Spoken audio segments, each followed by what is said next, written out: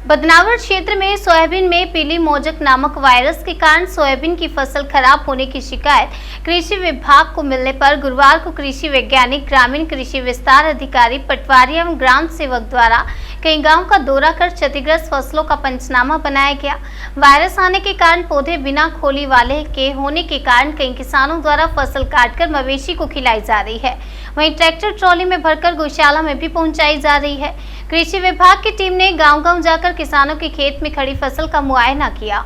ग्राम कटोरिया छोटा में कृषि वैज्ञानिक जयराम बोकड़िया, राकेश मंडलोई, कृषि विस्तार अधिकारी रजनीश गिरवल, कालू सिंह डोडिया, दशरथ मालवीय के खेतों पर सोयाबीन गंभीर रूप से खराब हो चुकी है, उसका मौका मुआयना किया और किसानों को उचित सलाह भी दी। बीमा कंपनी को भी अवगत कराया जाए। कृषि वैज्ञानिक जयराम ने बताया कि किसानों को अपनी जमीन के हेल्थ कार्ड बनवा लेने चाहिए, जिससे समय समय पर जमीन में कौन सा प्रोडक्ट डालना है, किस मात्रा की कमी है, उसके हिसाब से हम हमारी फसलों को बीमारी से ग्रस्त होने पर बचा सकें। और ये जानकारी किसान संघ के नेता राकेश पटेल ने दी है। आज हमारे गांव छोटा कठोड़िया में जयराम जी कृषि विभाग के अधिकारी जयराम जी बोकड़े पधारे हैं, कृषि वैज्ञानिक, और सोयाबीन की जो अभी मोजक नाम बीमारी चल रही है उसकी जानकारी ली है। तो सर, आगामी किसानों के लिए क्या सुझाव है आपका? हम लोग किसानों से यही सलाह देते हैं कि जो भी है बीजोपचार करके और अच्छी क्वालिटी का बीज का उसमें उपयोग करें। वो तो सब कर रहे हैं साहब किसान। साथ ही जमीन को अच्छी जुताई या गहरी जुताई करके धूप काले में उसको छोड़ा जाए। वो तो सब हो रहा साहब। इसके लिए अभी तो अभी आज की कंडीशन में तो ऐसी है कि इसमें जो फसल है, स्टैंडिंग फसल जो है, वो इसमें काफ़ी बहुत नुकसान दिखाई पड़ रहा है।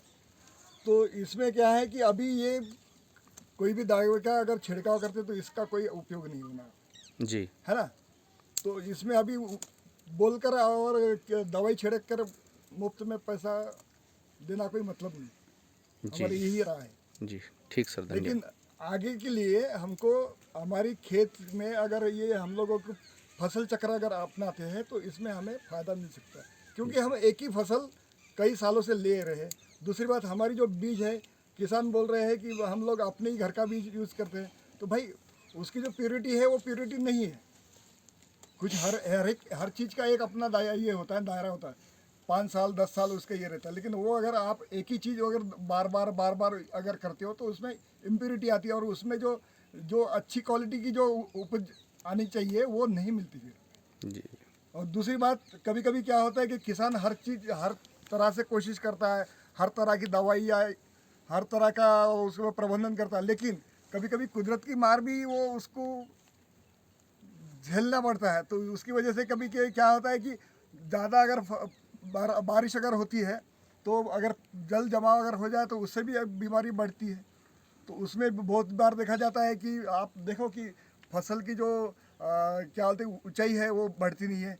उसमें क्या है कि जो आप अचानक देखा जाए तो उसमें फसल सूख जाती है, या फिर जो बीज है वो दाने भरते नहीं उसमें फली में। तो इस तरह की समस्या आती है।